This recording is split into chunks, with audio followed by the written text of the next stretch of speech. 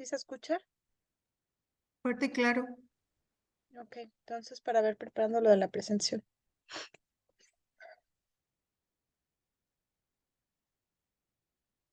Ya te di permiso para compartir. Perfecto, gracias.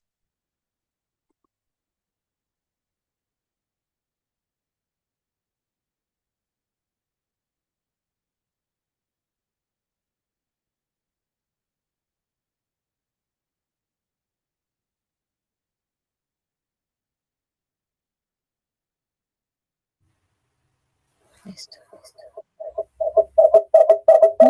Micrófono. Muy bien.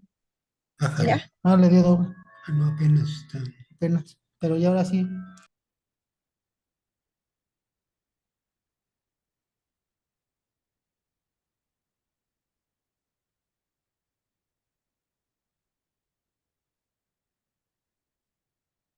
Mm,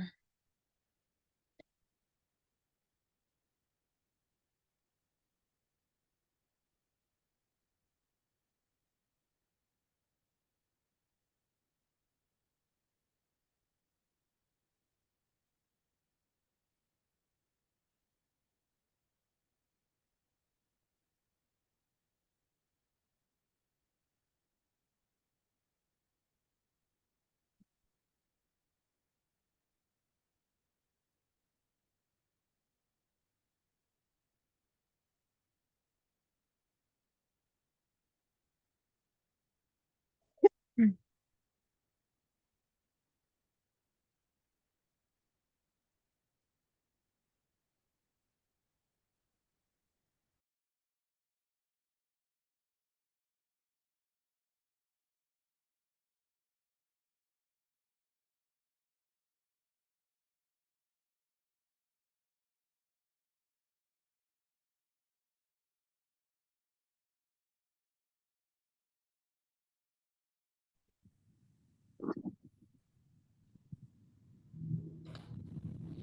Entonces,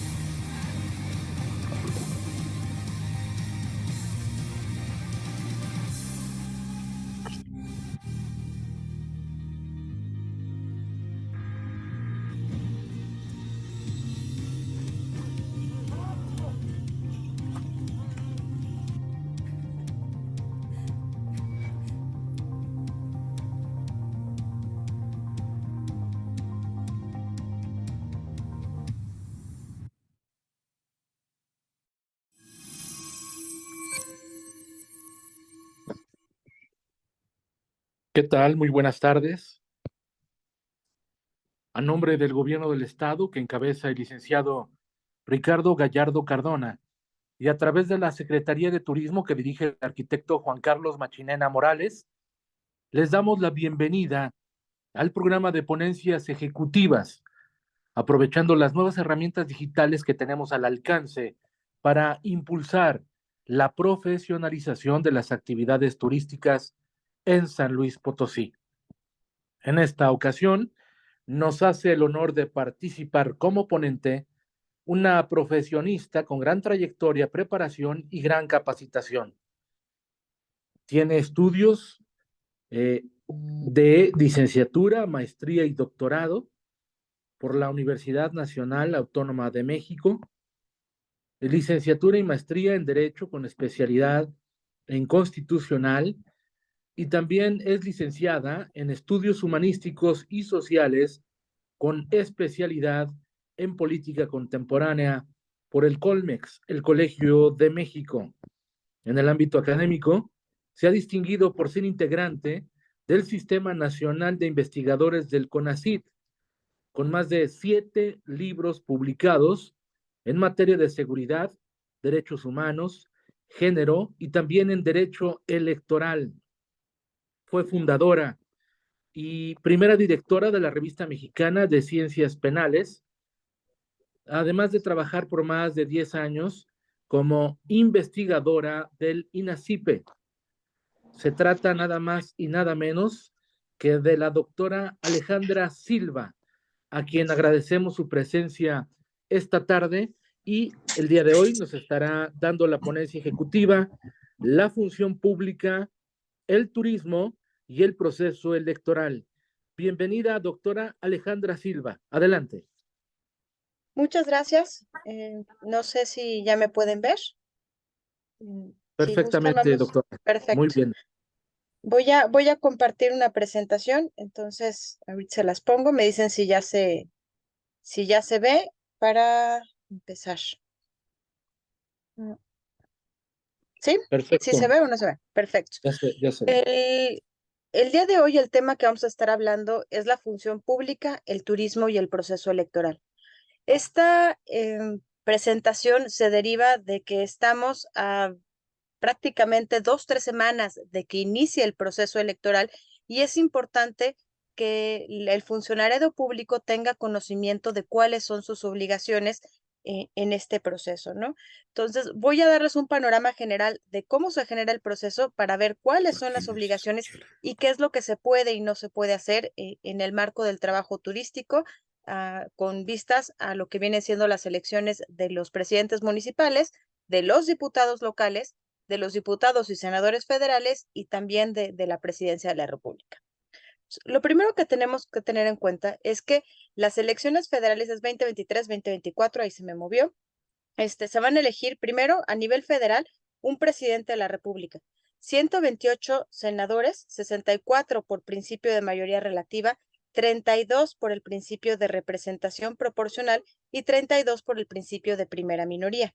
Son 500 diputados, 300 por diputaciones de mayoría relativa y 200 diputaciones de representación proporcional. Cuando hablamos de senadores, el método de elección se le denomina primera mayoría y primera minoría porque se elige una fórmula, siempre van 2 senadores, y la fórmula que gana el primer lugar entra los 2, los que quedan en segundo lugar entra el primero. Y los diputados son primero 300 de elección electa, directa, y 200 a través de una lista que entran de acuerdo con el nivel de proporción de votación que se generan en los distintos distritos electorales, ¿no?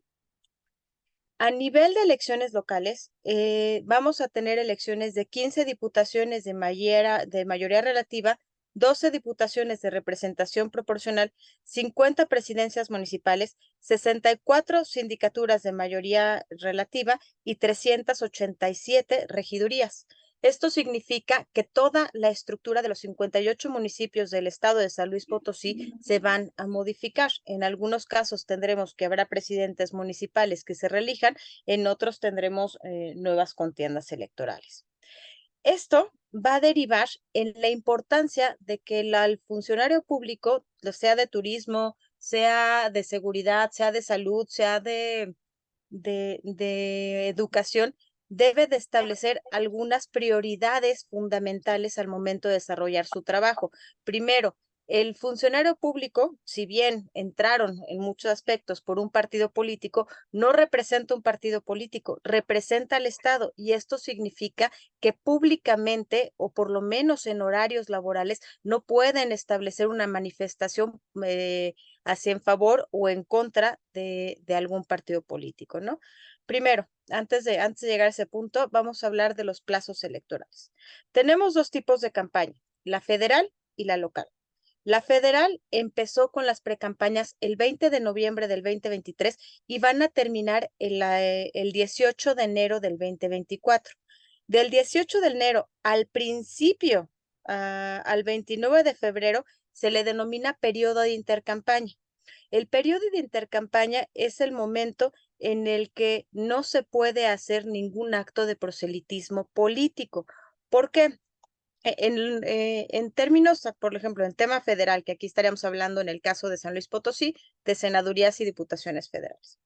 En el tema electoral federal, se supone que las precampañas son para elegir al interior de los partidos políticos y al interior de los simpatizantes quiénes van a ser los candidatos. Entonces, a partir del 20 de noviembre, se eligen quiénes pueden ser los candidatos, entran a un proceso de elecciones y al final, a partir del 18 de enero, que es la siguiente semana, se deja un momento de reflexión y entonces ya, a partir del 1 de febrero, se determina quién de los precandidatos de cada partido político va a ser el que va a ser candidato. ¿Okay? Ya una vez que se determina, del 15 al 29 de febrero, viene el proceso de inscripción de estos que ganaron al interior de sus partidos políticos para poder ser presidentes para poder ser candidatos a algún cargo de elección popular. En el caso de este proceso electoral en específico, se han observado algunas cuestiones, no serían nuevas, en tanto que no se generaron muchos precandidatos, sino que la alianza estableció un precandidato único, que fue, en este caso, la Xóchitl Gálvez. Lo que fue el grupo de Morena también estableció un solo precandidato y empezaron a hacer precampañas con una sola persona, ¿no?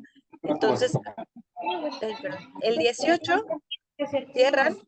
Se debe de bajar toda la propaganda política, no debería de existir. De hecho, si se encuentra propaganda política en el proceso del 19 al 29, puede haber situaciones de sanciones administrativas, toda vez que la campaña como tal, por lo menos federal, empieza el 1 de marzo y termina el 29 de mayo del 2024, ¿no? En el caso del tema local, los plazos son distintos. Para la ley electoral local, el periodo de precampañas para diputaciones y ayuntamientos son del 17 de enero al 10 de febrero del 2024. Esto significa que si bien a partir del 18 de enero a nivel federal no debe de haber ningún espectacular de algún candidato que aspire a un cargo federal, a nivel local sí puede haber por lo menos hasta el 10 de febrero, es decir que tenemos que toda la siguiente semana y hasta antes del 15 de febrero te vamos a poder ver campañas a niveles locales, más no federales, y lo mismo con los presidentes municipales. Entonces, sí me gustaría un poquito resaltar este tipo de tiempos porque son diferentes.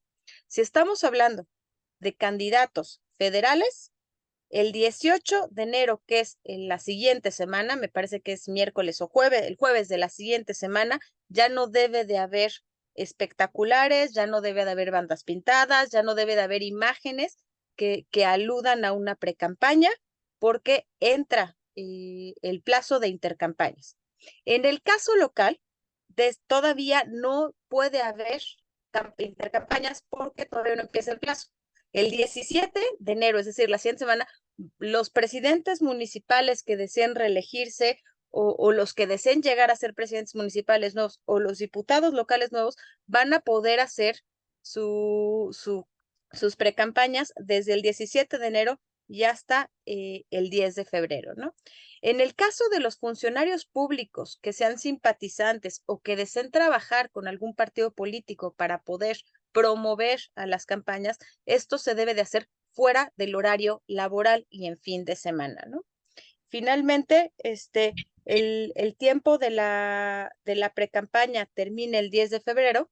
Del 10 de febrero y hasta el 20 de abril no debe de haber campañas de presidentes municipales y de diputaciones, y será hasta el 20 de abril y el 29 de mayo que entonces ya empieza la campaña como tal de diputados y de presidentes municipales y ayuntamientos. ¿Okay? Tomando en cuenta cómo se va gestando el proceso electoral y con estas fechas ya establecidas, debemos de plantear cómo es que se desarrollan las obligaciones de los servidores públicos, sobre todo en el tema de los procesos electorales y de las jornadas. En este caso, el artículo es al revés, 41, apartado B, inciso A de la Constitución Política de los Estados Unidos, dice que para los casos de los procesos electorales locales con jornadas comiciales coincidentes con el gobierno federal, el tiempo de radio y televisión asignado para cada entidad federativa se computará de acuerdo con los términos A, B y C. ¿Qué significa esto? Durante el proceso de las precampañas, los partidos políticos disponen de 1 minuto de radio. Durante las campañas electorales deberán distanciarse o cubrir los derechos de los partidos políticos y localidades al menos el 80% del total del tiempo disponible. Y tercero, la transmisión de cada espacio de radio y televisión se distribuirá dentro de un horario de programación, ¿no? El tiempo establecido con derecho de partidos políticos y en caso de los candidatos independientes se distribuirá entre los mismos conforme a lo siguiente. 60% del tiempo de los partidos políticos de acuerdo con los resultados a la elección de diputados federales inmediatamente anterior y 30% restante será dividido en partes iguales, de las cuales será asignado de acuerdo con los candidatos. ¿Qué significa esto? Una de las grandes cosas de nuestro sistema electoral mexicano es que es sumamente técnico y sumamente complejo. ¿Por qué? Porque ha costado mucho trabajo generar elecciones limpias, ¿no? Y elecciones donde efectivamente sean ¿cómo se llama? Los ciudadanos quien determinen su voto. Entonces, hubo una serie de reformas. La primera más importante fue la del 77-78 con Jesús Reyes Heroles, que establece la posibilidad de las plurinominales en diputados. ¿Qué pasaba? Tenías un partido en el poder, que el partido del poder fabricaba supuestas elecciones, pero metía únicamente a los suyos. Entonces, se crea una primera reforma que nace desde la oposición para poder establecer que si bien tal vez un partido que no sea mayoritario no gane, pero que sí tenga una cierta representación, tomando en cuenta que tiene una base social que votó por ellos. A partir de ahí se han generado muchas reformas que lo que han tratado de hacer es garantizar la igualdad, perdón, mejor dicho, la equidad entre los distintos partidos políticos.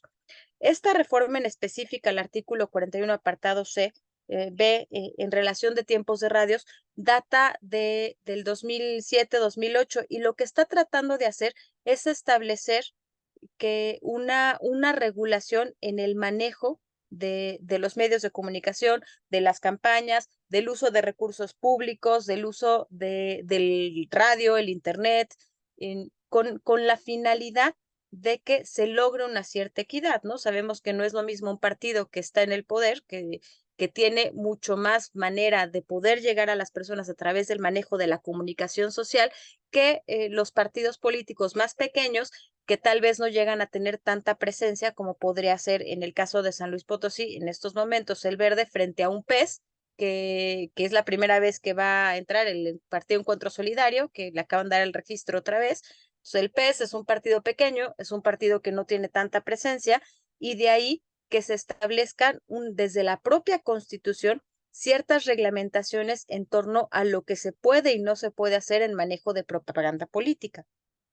Entonces, aquí está el apartado C del artículo 41, concretamente en temas de difusión de lo que pueden hacer los funcionarios públicos, es muy claro, ¿no? En la propaganda política o electoral que difundan los partidos o políticos, uno, deberán abstenerse de expresiones o calumnias en contra de personas. Sabemos que un día sí y otro también encontramos campañas de desprestigio, pero estas campañas, cuando se detectan de esta manera, son pueden ser impugnadas ante el Tribunal Electoral del Poder Judicial de la Federación y a los candidatos se les multa, ¿no? Y hasta que es el que más quiero resaltar, sobre todo para quienes están en esta conferencia, que es durante el tiempo electoral que comprendan las campañas electorales federales y locales y hasta la conclusión de la respectiva jornada comicial, deberá suspenderse la difusión de los medios de comunicación social de toda propaganda gubernamental, tanto de poderes federales como de las entidades federativas, así como los municipios. Esta es la Constitución, de las demarcaciones territoriales de la Ciudad de México y cualquier otro ente público. Las únicas excepciones a lo anterior serán las campañas de información de las autoridades electorales, lo que pueda decir el CEPAC, lo que puede decir el UNO, las relativas a los servicios educativos y de salud, así como las necesarias para la protección civil en casos de emergencia. En este sentido, y tomando ya concretamente las actitudes, los trabajos que deben realizar los funcionarios públicos en materia de turismo, es que como tal no se puede generar una campaña de comunicación social desde el gobierno en función de la promoción del turismo. Se puede hacer promoción de ir a visitar el municipio, pero no se tiene que hacer como campaña y no se tiene que trabajar desde una perspectiva del Estado. ¿Por qué? Porque si se utiliza el mensaje que viene desde la presidencia municipal, que se está trabajando de los avances que la Secretaría de Turismo ha hecho, por ejemplo, para desarrollar, entonces sí podríamos estar cayendo en una situación derivada de las campañas de comunicación social en materia de propaganda gubernamental. La línea es muy delgada. Una cosa es promocionar, por ejemplo, el paraje de ve a visitar el sótano de las golondrinas, eso sí se puede hacer. Lo que no se podría hacer es la Dirección de Turismo de Aquismón fue a limpiar el paraje del sótano de las golondrinas. Eso no se puede hacer porque entonces ya se está haciendo una campaña de comunicación social de propaganda gubernamental y se estaría cayendo en la prohibición establecida en el apartado C del artículo 41 de la Constitución. Este apartado se estableció fundamentalmente con la idea de evitar violentar el principio de equidad electoral y que aquellos funcionarios públicos que pertenezcan, no sé, en caso de que un diputado local quiera reelegirse o en caso de que el presidente municipal quiera reelegirse, evitar que utilice las acciones de gobierno como actos de campaña, ¿no? De este artículo constitucional se deriva el principio del artículo 134 también de la Constitución, párrafo octavo, en materia de propaganda, que además derivó en la creación completa de una ley sobre cómo debe de conformarse la comunicación social en los estados, ¿no? Y lo que dice es, la propaganda bajo cualquier modalidad de comunicación social que se difundan con tales poderes públicos y los órganos autónomos, las dependencias y entidades de la administración pública de cualquier orden de gobierno, sea federal, sea estatal o sea municipal, deberá tener el carácter de institucional, fines informativos, educativos o de orientación social. En ningún caso será propaganda que incluirá nombres, imágenes, voces o símbolos que impliquen la promoción personalizada de cualquier servidor público. Esta imagen de propaganda lo que te está planteando es la institucionalidad de la información que se debe trabajar desde el gobierno.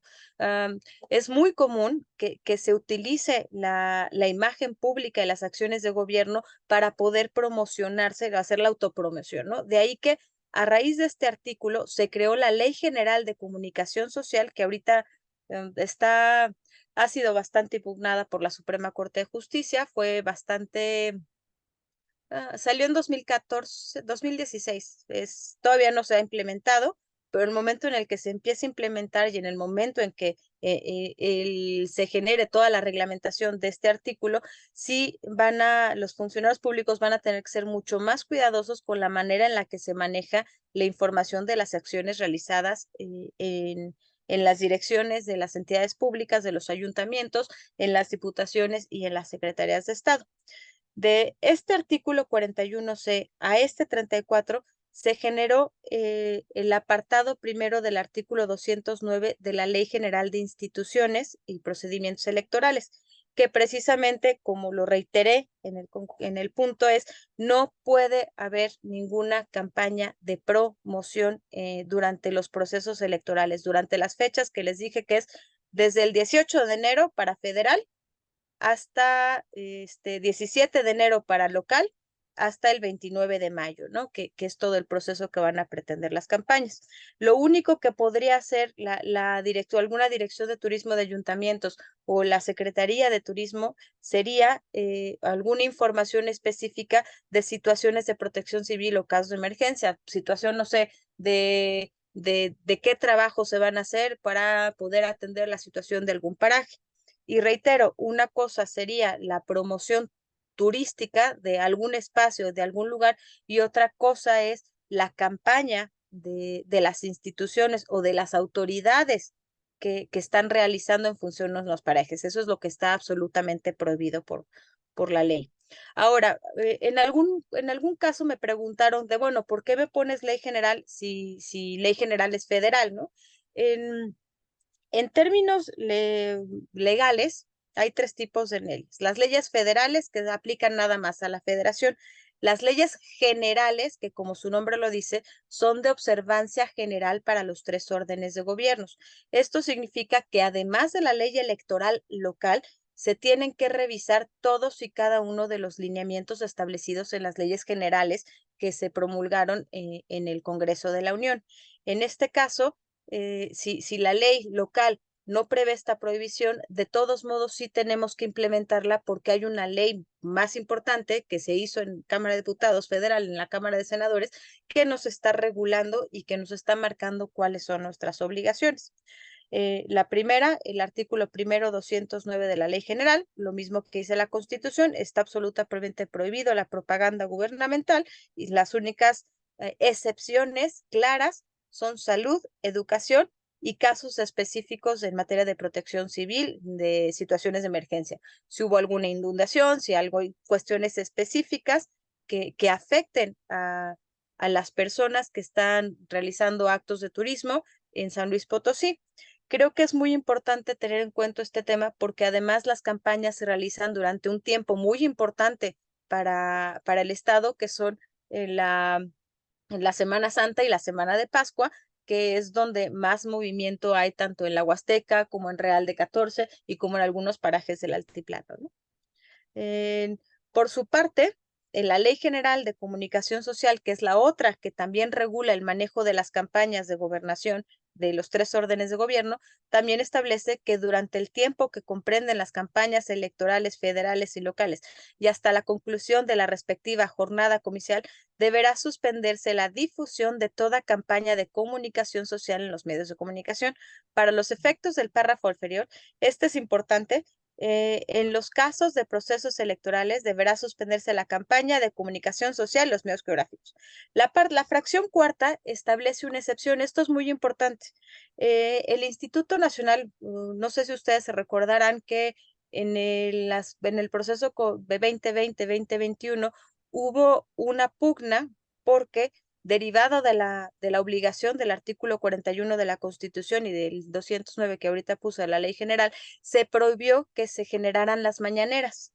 En este caso, el presidente de la República se negó a eliminar las mañaneras, siguió realizando los actos bajo el principio de libertad de expresión y de la necesidad de que las personas estuvieran informadas, y en este contexto se derivó un juicio electoral que finalmente terminó con establecer la fracción cuarta. Actualmente se estableció que si hay un dato de información gubernamental importante que no puede suspender, está bien, pero le tienes que pedir permiso al INE y tienes que justificarlos bajo la necesidad. Tiene que estar fundado, motivado bajo la necesidad de por qué no puede suspender ese tipo de campañas, por qué es importante que estén trabajándose. Y bajo esa línea es que ahorita en el 2023 las mañaneras no van a ser suspendidas. ¿Por qué? Porque ya tiene la autorización del INE, pero sí, por ejemplo, el presidente de la República, que yo lo anuncio a partir del 1 de febrero, ya no va a hacer actos públicos y Si en algún momento en la mañanera llega a hablar de algún candidato específico o a hacer referencias al proceso electoral, esos videos deberán ser bajados, además de que será acreedor una multa porque estará violentando los principios antes establecidos, ¿no? Entonces aquí está, esto es el Acuerdo General de Comunicación, dice la fracción cuarta del artículo 21 de la Ley General de Comunicación Social, establece que el INE puede autorizar excepciones específicas. Si alguna dirección considera que es necesario trabajar algún tema de promoción de propaganda, es ir al INE, no es ir al CEPAC, es solicitar específicamente, hacer una solicitud por escrita, marcando cuál es la necesidad de la campaña que tiene que trabajar, porque es necesaria que los ciudadanos sepan la campaña que está haciendo, cuánto va a durar. Tiene que ser para la ciudadanía en general, fundada, motivada, y eso es importante, tiene que ser con 60 días de anticipación al inicio de las campañas. Para el caso de la campaña, si alguno de ustedes quisiera hacer esta solicitud, para el caso de las campañas federales ya no se puede. Sin embargo, para el caso de las campañas locales, tomando en cuenta que empieza en abril, sí se podría hacer la solicitud de que en ciertos aspectos se hagan promociones turísticas locales en sus respectivas demarcaciones, de acuerdo con el acuerdo del INE CGES 509-2023, que fue el que se utilizó para poder permitir que haya excepciones específicas a estos principios generales. Bueno, derivado de esto, entonces, tenemos que si actuamos de una u otra forma en contra de los principios establecidos tanto en la Constitución como en las leyes generales, se pueden derivar diferentes infracciones administrativas. Esto es todo lo que un funcionario público no puede hacer en el marco de las campañas electorales. No puede hacerlo simple y sencillamente porque se tiene que tomar en cuenta que formas parte de un gobierno, que tu trabajo es una labor social y de servicio hacia otros. Al ser un funcionario, tienes que ser imparcial y tienes que permitir que la ciudadanía realice o elija al candidato que consideren predilecto de acuerdo con su propia ideología, ¿no? Una estructura, una función de Estado va a influir o va a violentar el principio de igualdad presentado en las elecciones. Entonces, primero, específicamente, estas son sanciones administrativas, estas tendrían que ser, te pueden multar o te pueden inhabilitar por utilizarlas, ¿no?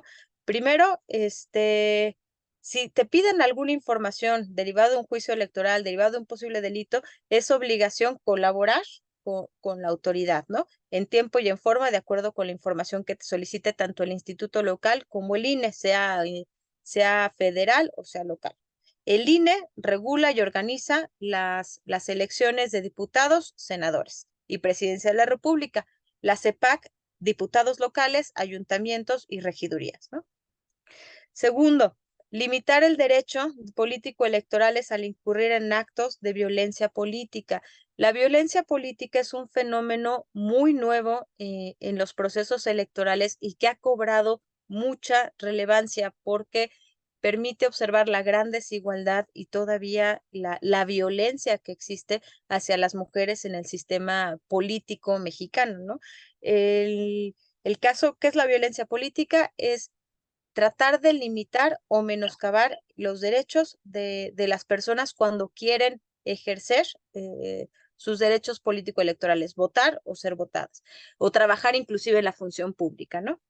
Pueden ser tanto sanciones administrativas como multas o también tras sanciones ya delictivas que se encuentran presentes directamente en la Ley General de instituciones y procedimientos electorales. Tercero, difundir cualquier tipo de propaganda gubernamental dentro del periodo que comprende las campañas. Aquí, ojo, ni siquiera se puede utilizar el PIN de algún partido político o imagen de algún partido político cuando se está trabajando. ¿Por qué? Ya lo dije en algún momento, violenta el principio de igualdad. En este caso, hay que tomar en cuenta que cuando el gobernador habla de algún candidato, lo hace como líder de un partido, pero ese tipo de información no la puede dar en un contexto administrativo o en un contexto de Estado, ¿no? Lo hace muy aparte en situaciones que no van específicamente con su función de jefe de gobierno. Tercero, el incumplimiento del principio de imparcialidad establecido en el artículo 134 de la Constitución. Es lo que estoy hablando del tema de la propaganda, ¿no? Tiene que estar absolutamente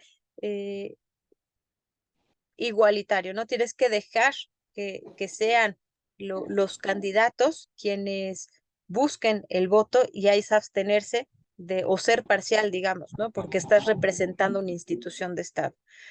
Durante los procesos electorales, la difusión de propaganda por cualquier medio está prohibido, que es lo que hemos estado insistiendo, y la utilización de programas y recursos sociales tanto en el ámbito estatal, federal. ¿Por qué? Porque también violenta el principio de equidad y el incumplimiento de cualquiera de estas disposiciones establecidas en la ley, ¿no? ¿Qué pasa si se te cacha utilizando difusión de medios de propaganda, si se te cacha entregando programas o recursos sociales, si se violan los principios de equidad? Bueno, pues estamos hablando de inhabilitación, estamos hablando de multas, estamos hablando estas específicamente las obligaciones de la ley local, que también están, ¿no? Que son prácticamente las mismas. Bueno, ¿qué pasa? Esto es para cualquier punto. Vámonos a los delitos electorales. Tienes de prisión de 6 meses a 3 años. Sí, me voy a ir directamente a los de funcionarios públicos para hacer un poquito más rápido y más ágil. Aquí está. De prisión a 4 o 9 años de prisión a quien utilice bienes, fondos, servicios, bienes relacionados con programas sociales, ejerza cualquier tipo de presión sobre el electorado para votar o abstenerse de votar por un candidato, partido político o coalición, o bien para participar o abstenerse de participar en eventos proselitistas, para votar o abstenerse de votar por alguna opción durante el procedimiento de consulta popular. Hay un tema que es importante atender. El artículo 19 de la Constitución habla de una medida cautelar que se llama prisión preventiva de oficio.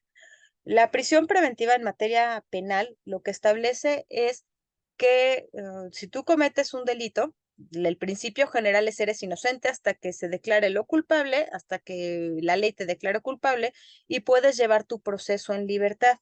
Sin embargo, cuando se considera que la violación que hiciste es mayor o es lesiva para la sociedad, se genera una medida cautelar que es prisión preventiva de oficio, que es te meto a la cárcel en tanto investigo porque tu libertad es más dañina para la sociedad que tu detención. ¿Por qué les platico esto? Porque en el 2019, una de las primeras reformas que se hizo con el ingreso del presidente de la República al gobierno fue modificar el artículo 19 y para garantizar la equidad en la contienda electoral y la igualdad, estableció que el uso de recursos políticos y económicos para fines electorales es causa de prisión preventiva oficiosa. Es decir, que independientemente de que si se haga o no se haga, si hay una denuncia pública de que se genera el trabajo de los programas sociales para fines electorales, al momento de iniciarse la investigación, entra en las excepciones establecidas en el artículo 19 constitucional. O sea, se considera un delito grave, por decirlo de alguna manera, ¿no? Se impondrán multa de 2 a 9 años de prisión al servidor público que coaccione o amenace a los subordinados a que participan en eventos proselitistas, campañas. Condicione la prestación del servicio público y el cumplimiento de programas gubernamentales, que es el que te digo que es de prisión preventiva oficiosa. Destine, utilice o permita la utilización de manera ilegal de fondos, bienes o servicios a los que tenga disposición en virtud de su cargo o en prejuicio de algún candidato. proporcione apoyo o preste algún servicio a un precandidato, partido político, coalición o agrupación política, solicite a sus subordinados por cualquier medio aportaciones de dinero o en especie para un precandidato, candidato, partido político, coalición o agrupación política, y se abstenga de entregar o niegue sin causa justificada la información que la autoridad electoral requiera en el caso de alguna investigación, o ya sea de investigación por fiscalización o de otro tipo de delitos, ¿no? Finalmente, otro delito que existe, que son de los que están establecidos en la Ley General de Delitos Electorales, prisión de 4 a 9 años a quien durante el proceso electoral usa o permite el uso de recursos públicos, bienes, fondos, servicios relacionados con programas sociales con la finalidad de incidir en el electorado, proporcione ante el electorado distinto, ayude o no ayude, ¿no? Sea servidor público, precandidato, aspirante o candidato independiente, candidato a partido político o a alguna coalición. Que es todo, no sé si tengan dudas, si me fui muy rápido, si quieren que me regresen a algunos temas específicos, estoy a sus órdenes. ¿No? ¿Ya? ¿Clarísimo? ¿Cómo dejo? Doctora, le saluda Sí, Felipe Cárdenas. Escuchaba muy atento el tema de poder establecer la necesidad de una campaña. Me decía usted o nos comentaba que en el ámbito federal ya se nos había pasado el tiempo ajá, para poder notificar a la autoridad electoral, en este caso el INE, pero que sí se podría hacer para el caso estatal sí. por los tiempos. ¿Eso qué significa? O sea, elaborar un documento tal cual y justificar por qué me interesa a mí hacer una campaña de promoción de San Luis Potosí como destino turístico. Sí, eso es muy importante. A ver, la línea de la promoción hay que tener muy, muy en clara. Si se ponen videos en YouTube, por ejemplo, por las cascadas de Tamul o el sótano de las golondrinas o notas de imágenes de promoción turística, eso sí se puede seguir haciendo, siempre Ok, y cuando, primero, no se trabaje desde la dirección de turismo, te invita a, o sea, hay cuestiones es muy línea, muy, ujú, muy delgada la línea de qué sí se puede y qué no se puede. Cuando hablamos de promoción gubernamental o de campaña de comunicación social, entonces vendría siendo que la Secretaría de Turismo del Estado de San Luis Potosí te invita al evento de toma de protesta de tal, tal, tal. Ahí ya hay una promoción velada de la propia secretaría. Eso es lo que no se puede. Una ok, cosa es que tengas la imagen del trail que va a entrar pronto y otra cosa es el sello de turismo del estado o la imagen de la carrera. Eso en estos momentos para poderse establecer se tendría que solicitar el permiso al INE. Sería armar un documento por escrito efectivamente determinado. Bueno, vamos a tener la carrera del trail mágico que va a ser de tal a tal a tal, es necesaria la promoción para que la gente asista y promover el deporte y establecer que es muy importante. Eso se lo mandas al INE, el INE lo revisa y dice, es una campaña con fines informativos para promover el deporte, para promover la salud y para la que la gente va a hacer ejercicio. Esa te la autoriza y ya con la autorización y con el número de autorización del INE ya se puede presentar la campaña públicamente. gracias, doctora. Y hay un comentario muy importante de Claudia, nos pone Claudia Martínez, en el manejo de redes sociales, ¿alguna recomendación? Y a eso iba yo a profundizar un poco más porque el tema es qué va a pasar con nuestros sitios oficiales de Facebook, de Twitter, o bueno, X ahora, Instagram. ¿Se mantienen, se cierran temporalmente, no se publica nada? Hay, hay mucha jurisprudencia al respecto. La realidad es que no se ha logrado como tal regular el Internet. Lo que está perfectamente regulado y establecido es los tiempos de campaña de radio y televisión, ya están en la Constitución. En el caso del Internet hay criterios, pero estos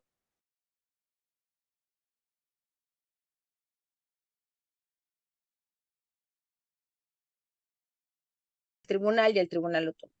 Como tal, el tema de Internet sí se puede seguir utilizando siempre y cuando no se haga un llamado directo al voto. Es que es bien Sí. fino. Ahí habrá que ver el tema en específico de qué sí y qué no, y ver cómo son los criterios del tribunal. En el último caso que se dio, por ejemplo, en las elecciones pasadas del 2021, lo que ocurrió fue que muchos youtubers y personas que eran influencers en medios de comunicación, pues empezaron a utilizar sus espacios para empezar a promocionar el voto.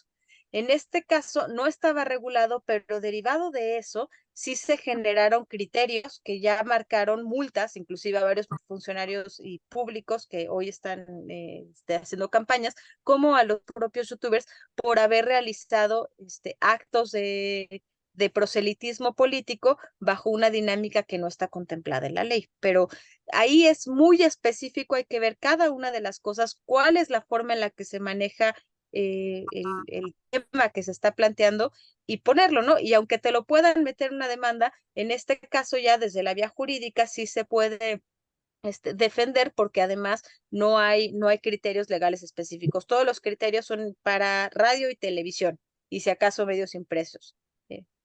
Ok. Maggie Rodríguez, dentro de las instalaciones de una dependencia deben estar los logos del gobierno del estado censurados o del ayuntamiento, de la instancia que corresponda, y el personal puede portar o no camisas con logos, o es tema de Oficiales sí. Si estás trabajando y estás ejerciendo un trabajo de Estado, sí. Lo que no podrías presentar es un logotipo partidista. O sea, si estás en tu institución, si estás trabajando un evento específico y te estás identificando como funcionario público de una institución, sí. Lo que no podrías hacer es, estando en una institución, trabajando en la institución, tener una camiseta del PRI. Eso sí no se podría. O tener una gorra del PAN. O sea, al final el tema es, representas al Estado, representas a una institución, y por tanto se debe de marcar una distinción entre el acto partidista y el acto de la función pública. un tema que entra más en lo electoral, doctora. Minerva Ajá, Carolina Castillo dice, doctora Ale, buenas tardes. buenas ¿Por, tardes. ¿Por qué si existen fechas para el retiro de propaganda, a la fecha sigue habiendo lonas y pintas en bardas de diferentes candidatos y puestos de gobierno, tanto federal como estatal? Porque no cumplen con las fechas. Cuando se encuentran pintas de bardas en temas electorales, no sé, de que hubo un candidato, terminó la... A ver, el tema está así. Después del 29 de mayo, que es el último día de las campañas, entra algo que se llama veda electoral. La veda electoral se da 3 días antes de la jornada comicial. La jornada es el día de las elecciones, que en este caso era el 2 de junio. ¿Por qué son esos 3 días? Ni los medios de comunicación, ni los partidos políticos, ni el gobernador, absolutamente nadie puede hablar del tema electoral, porque se le considera un espacio de reflexión. ¿Qué es esto? Ya te bombardeé con información durante meses y meses y meses y meses y meses. Ahorita necesitas que no tengas nada y tú pienses en quién quieres elegir para las campañas, ¿no?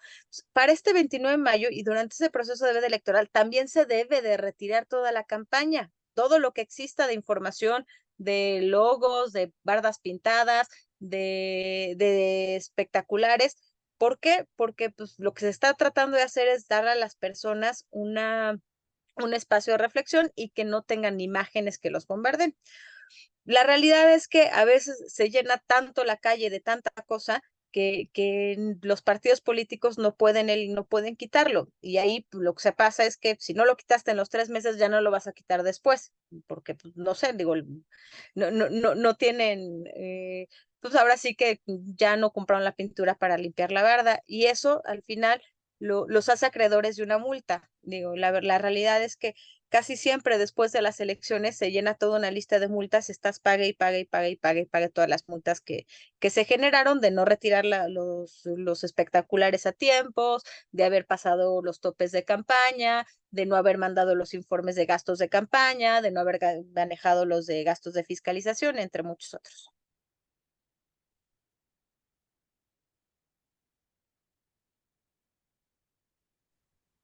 Muy bien, doctora, pues no sé si alguien más o usted, doctora, quisiera ampliar algo más. Pues nada, la verdad es que se viene un proceso muy interesante. Como funcionarios públicos tienen la obligación de representar al Estado, de representar a sus municipios y de garantizar, ¿no? El proceso para que se lleve de la mejor manera. Y pues no sé si Ah, tengan más dudas. mire, Ah, doctora, dice, otro caso, un ajá, espectacular que solo sea la imagen del paraje turístico, que diga el nombre del municipio y el nombre del paraje sin logos ni colores. ¿Sí se puede? sí se puede. Sí se puede. Sí, porque Ah, estás promocionando el espacio. Promocionar el espacio, sí. Promocionar al gobierno, a la institución o a la secretaría o a la dirección, no. O sea, no sé, sí se puede, por ejemplo, una imagen de rebozos, ¿no? Y los rebozos de Santa María, ok. O las cascadas de Tamul, sí, eso, el espacio, sí, las cascadas, no. En caso de un evento de las direcciones que se vayan a hacer y que necesites gente que ya saber, te invitamos, esas en específico sí se tendrán que solicitar el permiso ante el INE. perfecto. Un escenario muy claro que nos queda. Doctora Jaime Nicolás Martínez Ábalos, felicitaciones y gracias por la Gracias. ponencia. Le felicitan. También Muchas comentar gracias. Jaime Claudia Martínez, Turismo desde Ciudad Fernández, desde la hermosa Huasteca Potosina, Ciudad Valles, la doctora Irma Suárez también dice gracias. Minerva Carolina Castillo, muchas gracias por esta interesante charla. Y pues pedirle, doctora, que pudiéramos estar en comunicación porque son tiempos complejos los que se vienen y pues sin duda su aportación será muy importante. También la directora de Soledad, de Turismo, un saludo afectuoso, también la manda a felicitar, doctora. Muchas gracias, pues todas sus órdenes para lo que se les ofrezca y pues mucho éxito en todo lo que viene. Ya no sé si. Muy bien, pues muchas gracias. Con ello, a nombre del Gobierno del Estado, que encabeza el licenciado Ricardo Gallardo Cardona, a través de la Secretaría de Turismo que dirige el arquitecto Juan Carlos Machinena Morales, agradecemos su asistencia a ponencias ejecutivas, este programa que aprovecha las herramientas tecnológicas para impulsar la profesionalización de los servicios turísticos de San Luis Potosí. Actividad periódica, por cierto, cuya convocatoria se hace por aplicaciones de mensajería y de manera general a través de las redes sociales de la Secretaría de Turismo de San Luis Potosí. Así que a nombre del arquitecto Juan Carlos Machinena Morales, agradecemos a la doctora Alejandra Silva y por supuesto a usted por habernos acompañado. Muchas gracias y muy buenas tardes. Hasta luego, buenas tardes, muchas gracias. Cualquier cosa estoy a las órdenes para dudas.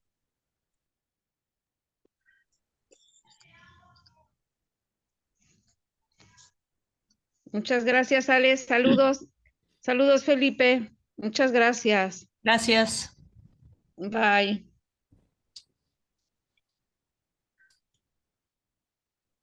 Muchas gracias, Alex, por esa información. Quedamos al pendiente.